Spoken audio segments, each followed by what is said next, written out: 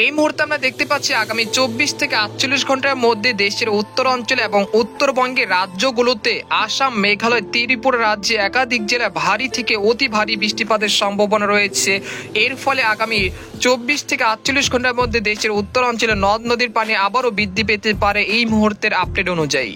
আসসালামু আলাইকুম সুপ্রিয় দর্শক, চলে আসলাম আজকের আরো একটি খুবই গুরুত্বপূর্ণ আবহাওয়ার আপডেট নিয়ে। আজ 4 জুন মঙ্গলবার, কেমন থাকতে পারে আজকের আবহাওয়া, আজ কোন কোন জেলাগুলোতে বৃষ্টিপাতের সম্ভাবনা রয়েছে এবং বাংলাদেশ থেকে শুরু করে ভারতের আসাম, মেঘালয় ও ত্রিপুরা রাজ্যের কোন কোন জেলাগুলোতে ভারী বৃষ্টিপাতের সম্ভাবনা থাকছে এবং আগামী 10 দিনের আবহাওয়া কেমন থাকতে পারে এবং বঙ্গোপসাগরে কি কোনো ঘূর্ণিঝড়ের আশঙ্কা রয়েছে কিনা সেই বিষয়ে বিস্তারিত জানিয়ে দেব আজকের এই খবরে। এবং আগামী 48 ঘন্টার মধ্যে দেশের উত্তর অঞ্চলে আবারও কিন্তু ভারী বৃষ্টিপাতের পূর্বাভাস দিয়েছে বাংলাদেশ ও ভারতীয় আবহাওয়া দপ্তর। জানতে হলে ভিডিওটি প্রথম থেকে শেষ পর্যন্ত দেখতে থাকুন।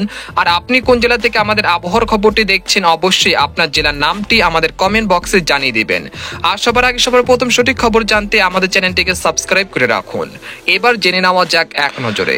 এখানে আমরা সরাসরি স্যাটেলাইট চিত্রে দেখতে পাচ্ছি দেশের উত্তরাঞ্চল এবং ময়মনসিংহ এবং সিলেট বিভাগের কিছু কিছু জায়গায় বিক্ষিপ্ত মেঘমালা সৃষ্টি হয়ে হালকা থেকে মাঝারি ধরনের বৃষ্টি বা ভারী বৃষ্টি হচ্ছে কিশোরগঞ্জ, কাপাসিয়া, তারপর হবিগঞ্জ, মৌলভীবাজার এই অঞ্চলগুলোতে।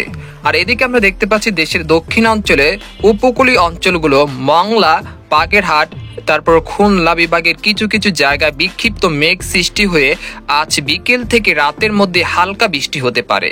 তাছাড়া বরিশাল বিভাগের কিছু কিছু জায়গায় আজ বিকেল থেকে রাতের মধ্যে বিক্ষিপ্ত আকারে মেঘমালা সৃষ্টি হয়ে হালকা থেকে মাঝারি ধরনের বৃষ্টিপাত হতে পারে।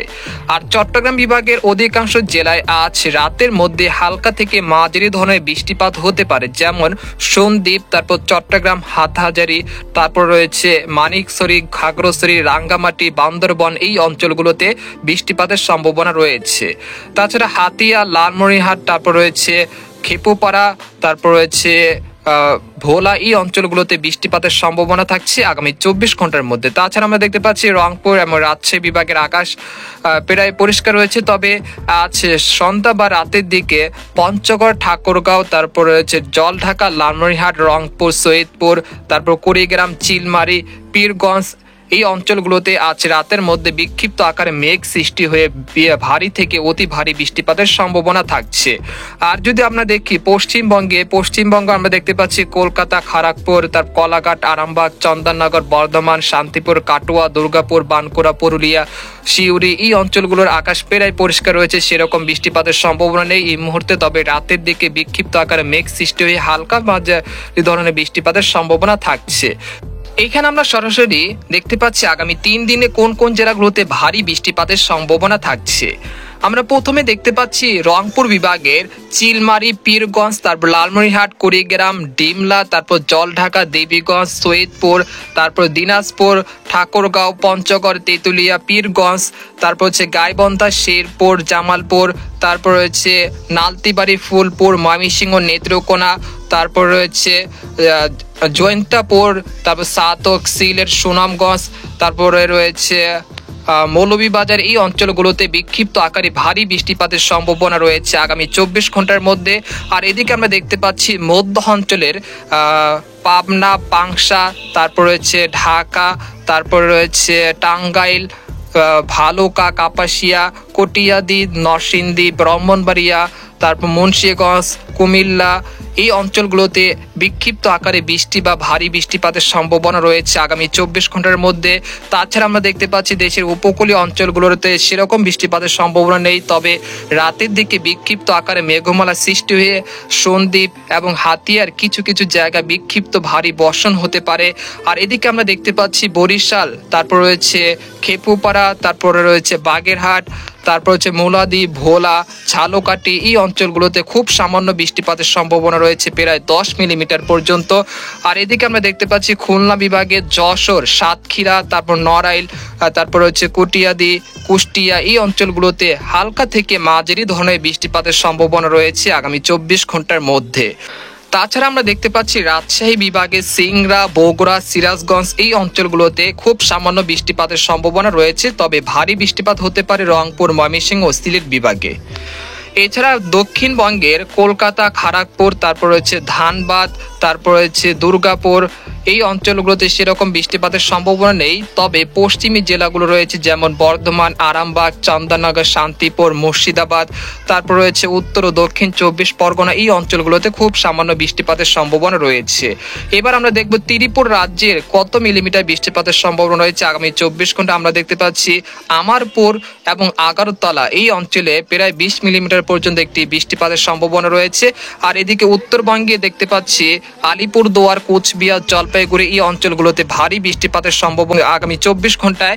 তাছাড়া গোয়ালপাড়া এবং গুয়াহাটি এই অঞ্চলগুলোতে ভারী বৃষ্টিপাতের সম্ভাবনা থাকছে। জানিয়ে দিব যে আগামী 24 ঘন্টায় কিরকম তাপমাত্রা থাকতে পারে। আমরা দেখতে পাচ্ছি এখন বর্তমানে দেশের আবহাওয়া স্বাভাবিক আছে, তবে আগামীকাল থেকে কিছুটা অস্বস্তিকর ভ্যাপসা গরম বৃদ্ধি পেতে পারে। আমরা দেখতে পাচ্ছি ঢাকা, মাদারীপুর, ফরিদপুর, ফরিদগঞ্জ, মতিরহাট, তারপর রয়েছে কুমিল্লা, নোয়াখালী, খাগড়াছড়ি, তারপর হাটাজারি, সন্দ্বীপ, তারপরে লালমনিরহাট, খেপুপাড়া, পিরোজপুর, সাতক্ষীরা এই অঞ্চলগুলোতে ভ্যাপসা গরম বা আর্দ্রতাজনিত অস্বস্তিকর ভ্যাপসা গরম বৃদ্ধি পেতে পারে। এছাড়া রংপুর, ময়মনসিংহ, সিলেট বিভাগের তাপমাত্রা স্বাভাবিক থাকতে পারে। তারপর আমরা দেখতে পাচ্ছি দেশের দক্ষিণ ও মধ্যাঞ্চলে 6 তারিখ তাপমাত্রা বা ভ্যাপসা গরমের তীব্রতা কিন্তু অব্যাহত রয়েছে। সেই সাথে ত্রিপুরা রাজ্যের একাধিক জেলা কিন্তু ভ্যাপসা গরম বা অস্বস্তি গরম যে গরমটা বলি আমরা, সেটা কিন্তু বৃদ্ধি পেতে পারে ধীরে ধীরে।